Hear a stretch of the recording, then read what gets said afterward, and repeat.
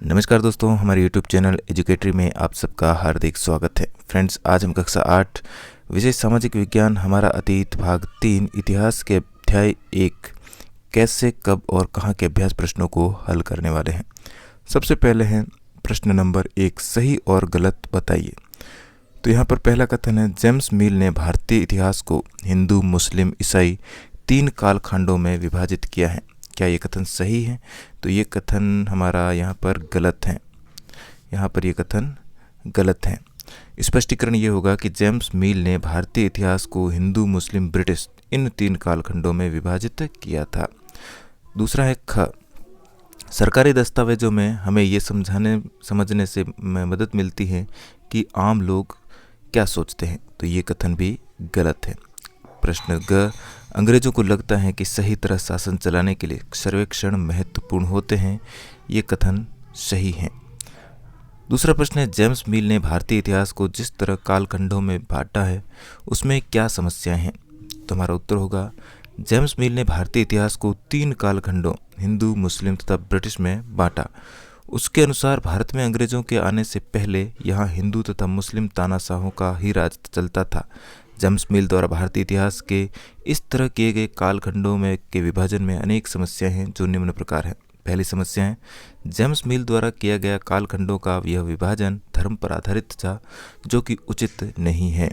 प्रश्न दूसरा है, उसने हिंदू और मुस्लिम काल को जातिगत बंधन तथा अंधविश्वासों से भरपूर माना था तथा अंग्रेजी शासन को प्रगति तथा सभ्यता का प्रतीक माना।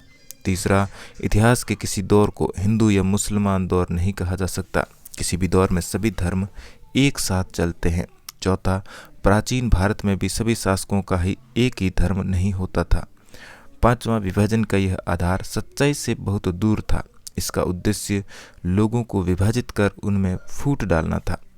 फ्रेंड्स, आगे बढ़े इससे पहले आपसे रिक्वेस्ट है कि अगर आपने मेरे चैनल को अभी तक सब्सक्राइब नहीं किया है तो चैनल को सब्सक्राइब करके बेल आइकन को प्रेस करें ताकि मेरे आने वाले सारे वीडियो आप तक आसानी से पहुंच सके। प्रश्न है 3, अंग्रेजों ने सरकारी दस्तावेजों को किस तरह सुरक्षित रखा? हमारा उत्तर है, अंग्रेजों ने सरकारी दस्तावेजों को सुरक्षित रखने के लिए सभी शासकीय संस्थानों में अभिलेख कक्ष बनाए। उन्होंने तहसील के दफ्तरों, कलेक्ट्रेट, कमिश्नर के दफ्तर, प्रांतीय सचिवालय, कचहरी आदि के लिए अनेक पृथक पृथक रिकॉर्ड रूम बनवाए जिनमें सरकारी दस्तावेजों को सुरक्षित रखा जाता था। महत्वपूर्ण दस्तावेजों को बचा कर रखने के लिए अभिलेखागार तथा संग्रहालय जैसे संस्थान भी बनाए गए। 19वीं सदी के शुरुआती वर्षों में सुलेखन विषयों द्वारा दस्तावेजों की नकल बनवाई जाती थी। बाद में छपाई तकनीक द्वारा सरकारी दस्तावेजों की अनेक प्रतियां बनाई जाने लगी। प्रश्न 4, इतिहासकार पुराने अखबारों में जो जानकारी जुटाते हैं वह पुलिस की रिपोर्टों में उपलब्ध जानकारी से किस तरह अलग होती हैं? हमारा उत्तर होगा, इसमें मुख्य अंतर निष्पक्षता का होता है। सामान्यतः अखबार की रिपोर्ट गलत नहीं होती। इन रिपोर्टों में घटनाओं का सही विवरण दिया जाता है। अखबार घटनाओं को बढ़ा चढ़ाकर प्रस्तुत नहीं करते, ये घटनाओं का सही, विस्तृत और निष्पक्ष विवरण प्रस्तुत करते हैं। दूसरी तरफ पुलिस की रिपोर्टों में उपलब्ध जानकारी के पक्षतापूर्ण होने की संभावना होती है।